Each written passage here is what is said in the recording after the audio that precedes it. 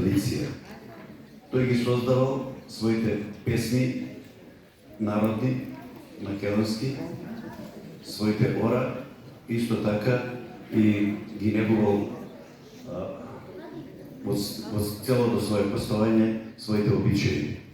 Значи, во овој период ние сме една генерација која што треба да го превземеме тоа, исто да го негуваме и да го пренесеме на идните генерации. Впрочем, тоа го прави и ансамбл Керамичар.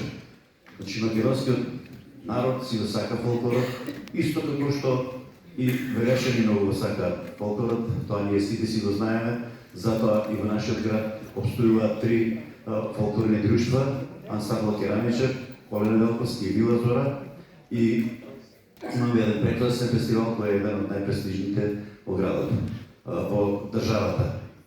Инаку, околу фолклорот и традицијата има многу луѓе, многу работи кажано и запишано. Јас само ќе споменам од еден наш сограѓанин, ќе се обидам тоа да го пренесам, една мисла негова за македонската песна на Коста Солев Рацин. Има нешто во Македонија за кое може да се зборува многу и да се пишува со наслада и радост, а тоа е македонската народна песна. За нас што ја слушаме музиката, внесувајќи се во неа и преживувајќи ја, нашата народна песна и не стигнува до разумот. Таа одеднаш го погодува срцето, затоа што од него и потекнува.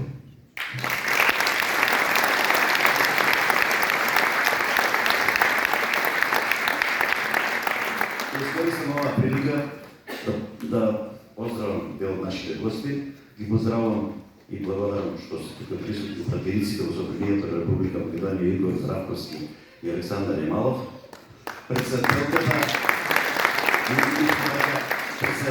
на Сојузот на фолклорни ансамбли на Македонија Мирјана Мирчевска,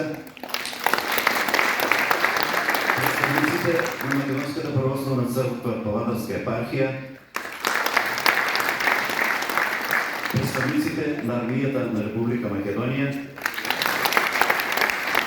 представниците на медиумите од Велес, нашите гости и делегациите од Босна и Херцеговина, Хрватска, Србија, Бугарија и Турција,